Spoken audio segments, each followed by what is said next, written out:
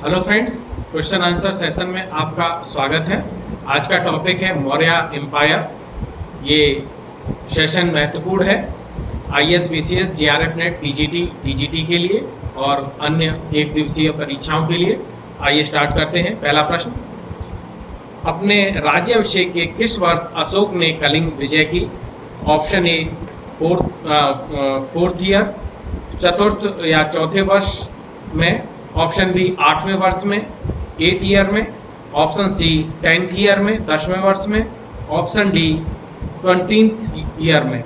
इसका सही आंसर है ऑप्शन बी 8वें वर्ष में।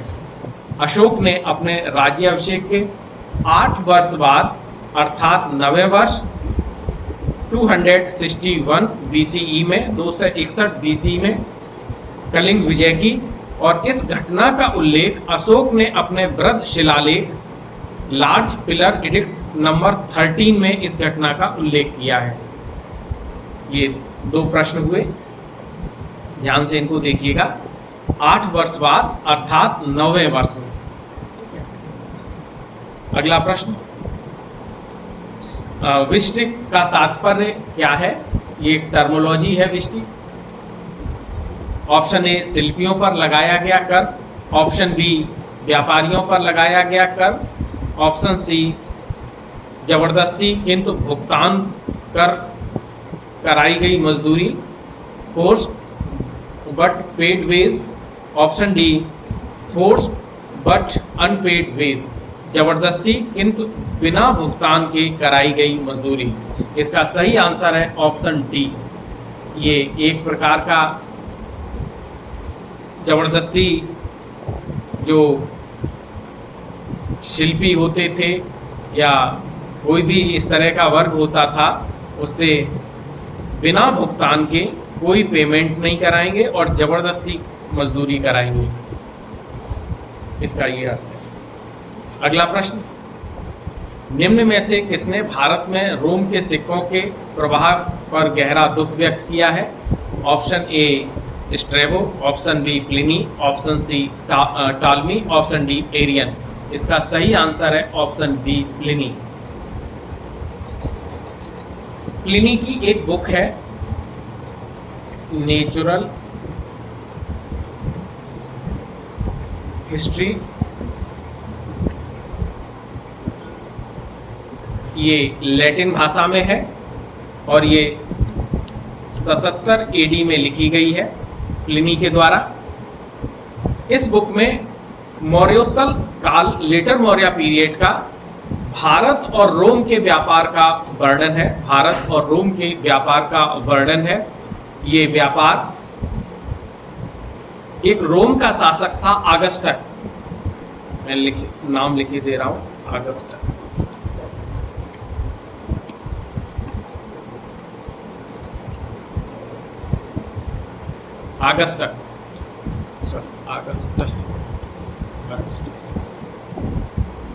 अगस्टस के समय में बहुत फल फूल रहा था और प्लिनी ने इस बात से दुख व्यक्त किया है कि रोम व्यापारी अपनी विलासिता के सामान को क्रय करने में, जिसमें कपड़े और मसाले प्रमुख हैं, इनके खर्च के लिए 60 करोड़ सेस्टर्स मुद्रा भारत को चला जाता है। और ये ट्रेड उत्तर मौर्य काल में, लेटर मौर्य पीरियड में भारत रोम का व्यापार भारत के पक्ष में था।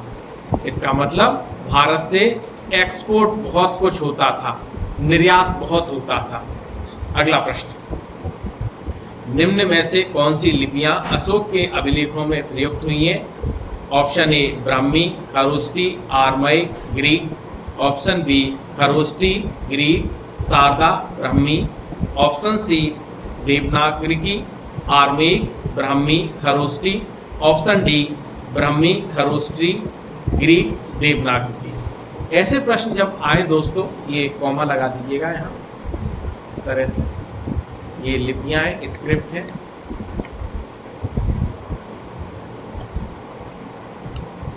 एक बात ध्यान रखिए, ऐसे जब प्रश्न आए तो इनको इलेबोरेट मेथड से हल करिए। मैं इस प्रश्न को एक अलग तरीके से आपको हल करने की बात कर रहा हूँ। ठीक है, देखिए देवनागरी की होगी नहीं, ये दो ऑप्शन कट गए। हाँ, खरोष्टी ग्रीक शारदा भी नहीं थी उस समय, ये भी कट गया। दोस्तों बचा कौन सा ऑप्शन, इसको कहते हैं इलेबोरेट मैथड। इसमें आईएएस में बहुत सारे प्रश्न आते हैं। अब आपके एनटीए भी इसी पैटर्न पे बात करने लगा है। ठीक है, ध्यान रखिएगा, आईएएस में बहुत सारे प्रश्न प्रीलिमिनरी एग्जामिनेशन में आते हैं, तो कृपया करके जीएस और सभी में आता है, कोई दिक्कत नहीं। तो आप इस तरह इन प्रश्नों को हल करें। ठीक है, इसका सही आंसर होगा ऑप्शन ए। अब जरा एक चार्ट देख लीजिए, ये एक चार्ट है, इसमें अशोक के अभिलेख के बारे में मैंने बात किया है। ये हो गया शिलालेख,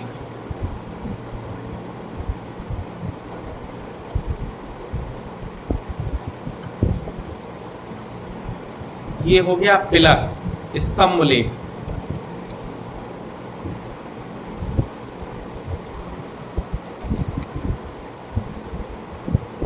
ये हो गया गुहा लेख,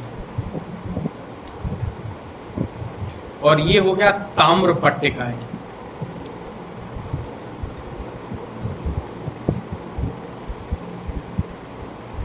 तो कॉपर की ताम्र पट्टिका। इसके अलावा एक क्लासिफिकेशन और है अदर का, मैं कभी इस पे अलग से वीडियो आपको प्रोवाइड कर दूंगा। ये अभिलेख रॉक वाले यानी शिलालेख, कोई बड़ी चट्टान देखी उस पर लेख लिख दिया। दो तरह के हैं, बृहद, इनको दीर्घ भी बोला जाता है, और दूसरा स्मॉल, लघु। इसी तरह इनका भी क्लासिफिकेशन है। किस तरह के स्तंभ लेख, लघु लेख, दीर्घ लघु लेख, मेरी बात समझिए, कौन सी लिपि का प्रयोग किया गया है, ये मैं अगले वीडियो में कभी आपको बता दूंगा। बस इस क्लासिफिकेशन को आज समझ लीजिएगा, वर्गीकरण है। ठीक है, आगे हम लोग बात करेंगे। अगला प्रश्न, कौटिल्य के अर्थशास्त्र के अनुसार दीवानी कचहरी या दीवानी न्यायालय को कहा जाता था। ऑप्शन ए प्रतिष्ठा, ऑप्शन बी धर्मस्थी, ऑप्शन सी कंटक शोधन, ऑप्शन डी दंडाधिकारी। इसका सही आंसर होगा फिफ्थ का बी, धर्मस्थी। ठीक है, अगला प्रश्न, और ये मारपीट के जो होते थे वो कंटक शोधन में जाएंगे। ठीक है, कभी इसको फिर देखेंगे। अगला प्रश्न,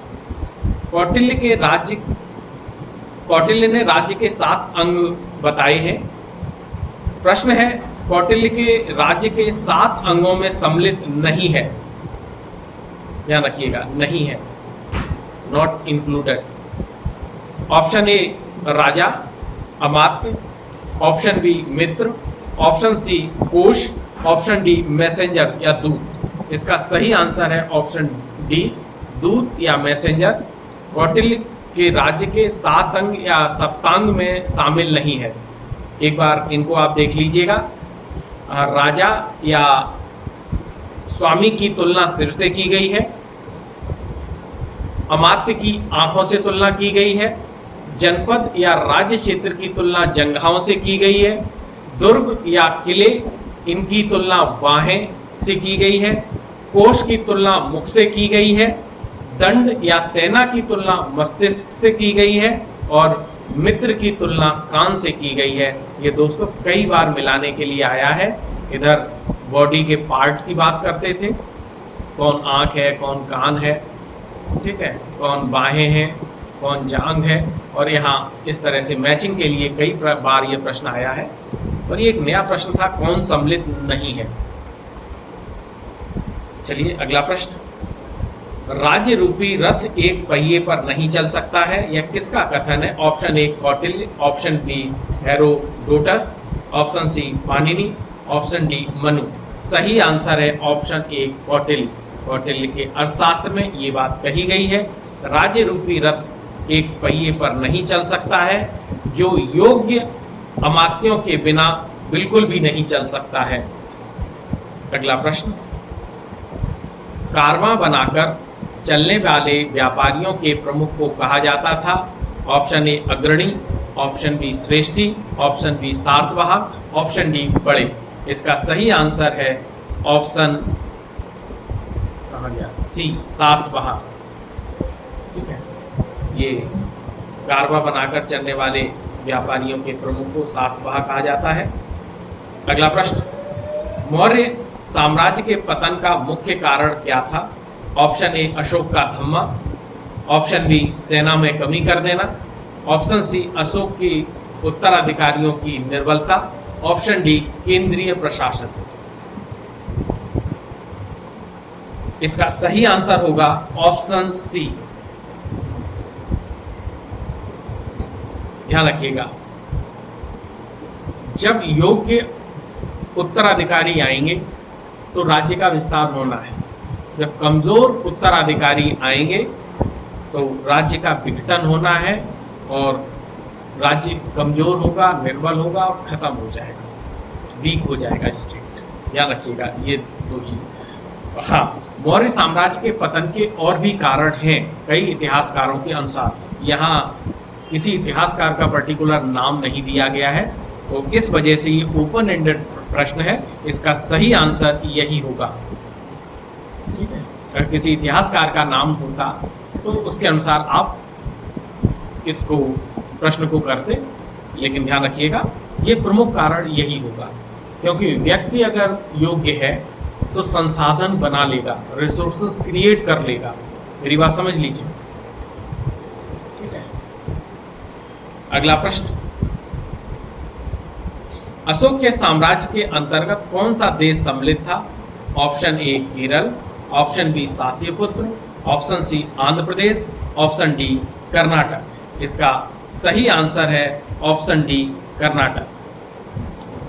ठीक है, आपने सुना होगा चंद्रगिरी पर्वत कर्नाटक, इसके बारे में श्रवणबेलगोला, इनके बारे में मैंने पिछले वीडियो में आपसे चर्चा की थी, ध्यान हो तो। अगला प्रश्न, मौर्यों के पश्चात भारत के उत्तर पश्चिम सीमा पर किसका अधिकार था? उत्तर पश्चिम सीमा को नॉर्थ वेस्ट बॉर्डर या फ्रंटियर बोलेंगे। अगर इस तरह मैप बनाया जाए भारत का तो ये वाला हिस्सा जो होगा नॉर्थ वेस्ट होगा, नॉर्थ वेस्ट, उत्तर पश्चिम, नॉर्थ वेस्ट। तो option A Bactrian, option B Kushan, option C Shaka, option D हूण। इसका सही आंसर होगा ऑप्शन ए इंडो ग्रीक शासन। आइए अगला प्रश्न, मौर्य शासन व्यवस्था में रूपदर्शक नामक अधिकारी था। टर्मिनोलॉजी फिर पूछ लिए, रूपदर्शक क्या था? ऑप्शन ए चांदी तथा अन्य धातुओं का परीक्षक, ऑप्शन बी गणिकाओं का अध्यक्ष, ऑप्शन सी रंगमंच का अध्यक्ष, ऑप्शन डी सिक्कों का परीक्षक। इसका सही आंसर होगा ऑप्शन डी कॉइन टेस्टर। इसके साथ कुछ अन्य शब्दावली भी एक बार देख लीजिएगा। जैसे एक शब्द मिलता है लक्षणाध्यक्ष,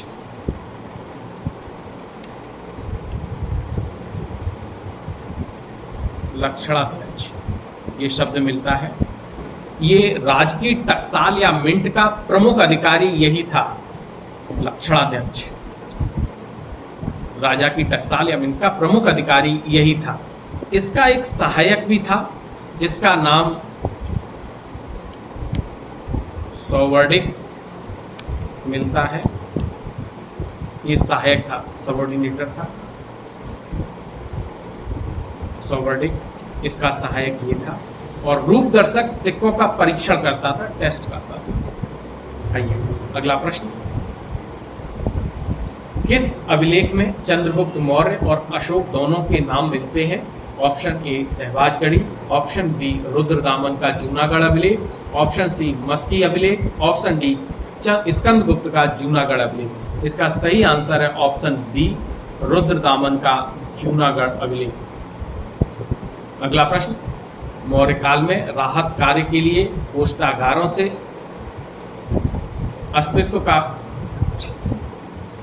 कोष्ठागार से अन्न वितरण का जो प्रमाण मिलता है कहां से मिलता है? ऑप्शन ए गिरनार का शिलालेख। मौर्य काल में जब अकाल पड़ जाता था, प्रश्न को जरा समझ लीजिए, थोड़ा मिसप्रिंट है।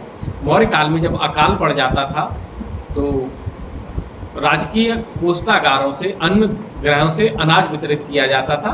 इस बात का पता किस अभिलेख से लगता है? ऑप्शन ए गिरनार का शिलालेख, ऑप्शन बी स्तंभलेख, ऑप्शन सी सासाराम का लघु शिलालेख, ऑप्शन डी सहगौरा ताम्रपट। इसका सही आंसर है ऑप्शन डी सहगौरा ताम्रपट। ये गोरखपुर में है ताम्रपट, ये सहगौरा। यहाँ से ये पता लगता है अकाल या फेमिन पड़ता है तो राज्य के द्वारा अनाज वितरण का भी प्रावधान था।